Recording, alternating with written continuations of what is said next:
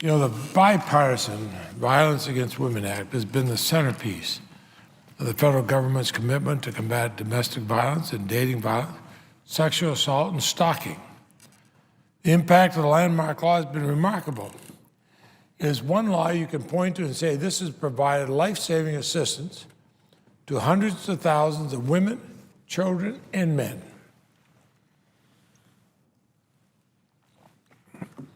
And at a time when we can sometimes be polarized around here, I appreciate the bipartisan support of this bill.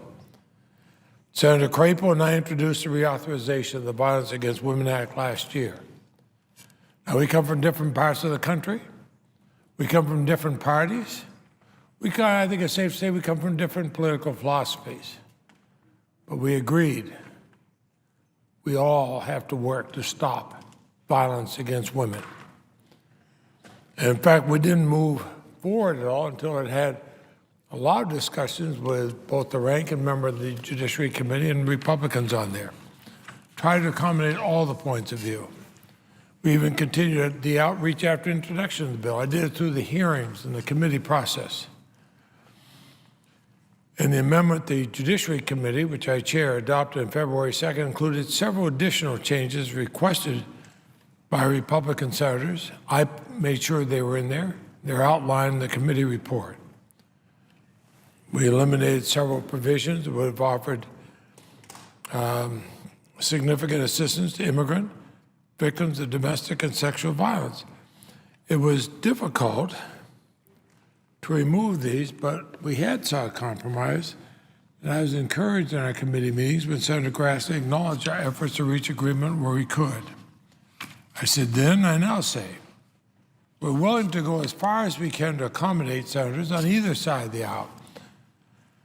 But as chairman of the Judiciary Committee, I cannot abandon the core principle of fairness, and I will not. I will not.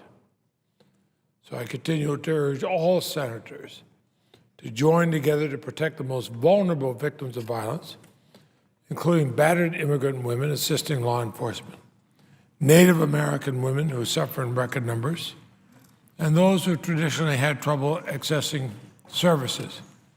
Mr. President, I've said so many times on this floor, a victim is a victim is a victim, and they need to be helped.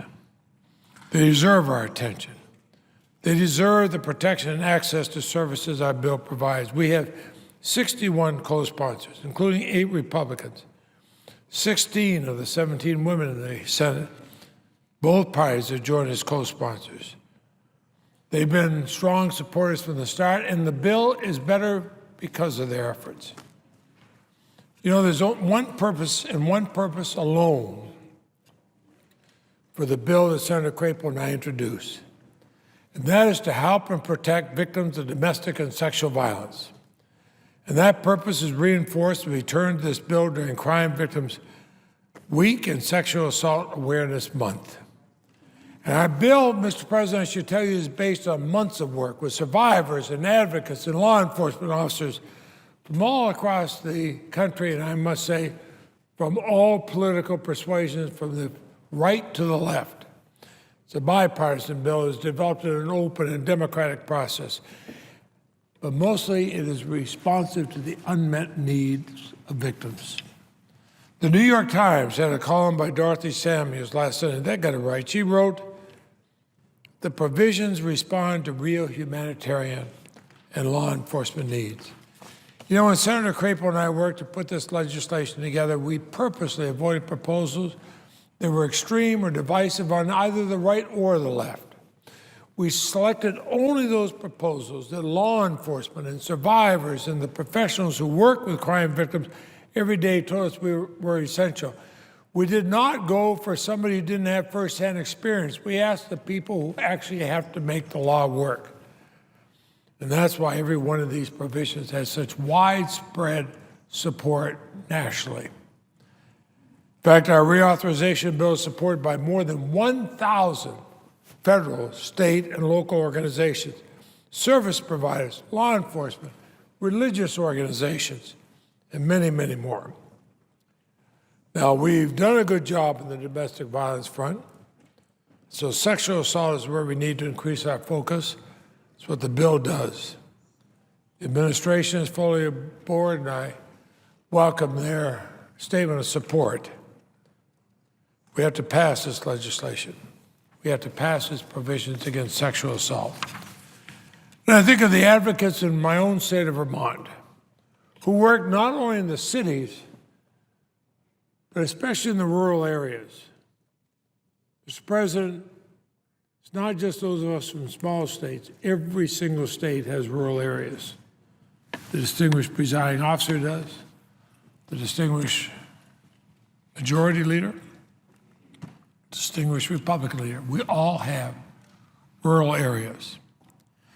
I think of Karen Tronsgaard Scott of the Vermont Network to End Domestic and Sexual Violence.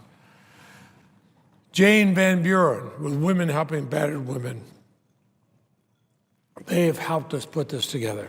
I appreciate the guidance from all across the nation, from such organizations as the National Network to End Domestic Violence, the National Alliance to End Sexual Violence, particularly the National Task Force to End Sexual and Domestic Violence Against Women. Coalition has been maintained, been invaluable in these efforts.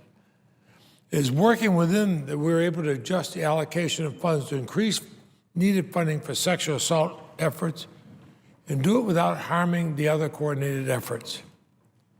We reach our understanding working with them, not by picking a number out of a hat or trying to outbid some other proposal. It wasn't that.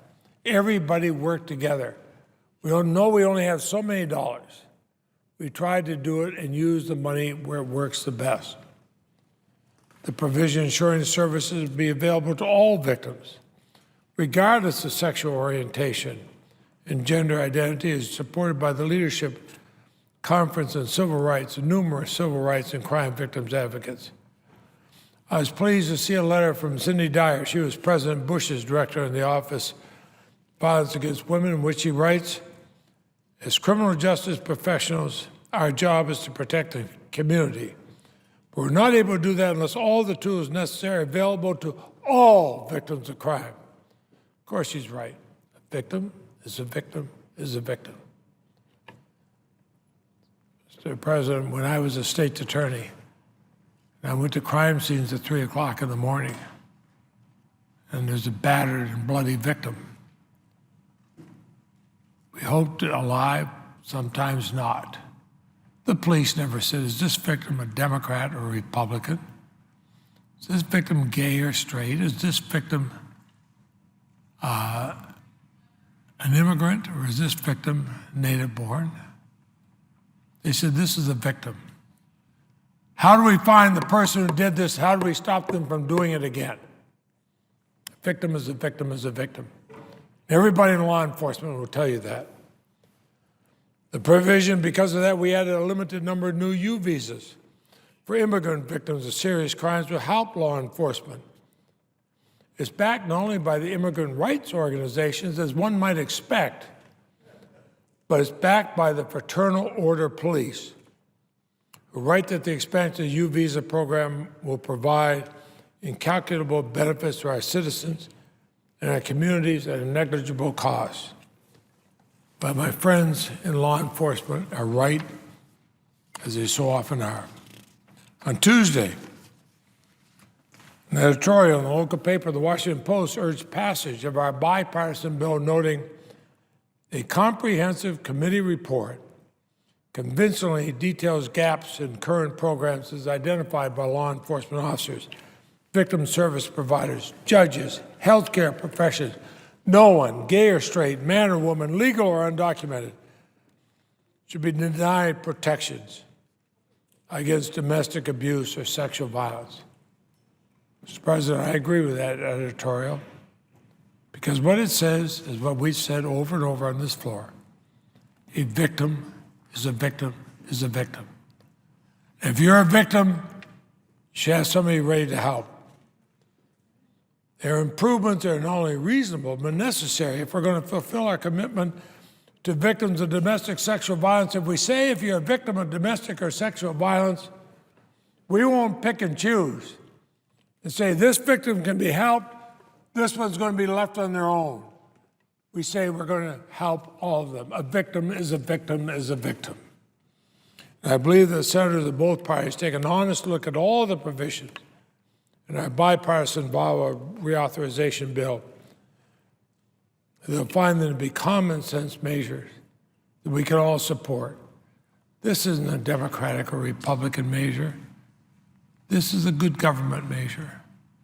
But this protects people in our society who sadly need protection. 61 senators have already reached this conclusion from both parties. So I hope more will join us. I hope the Senate will promptly pass the Leahy-Crapo Violence Against Women Authorization Act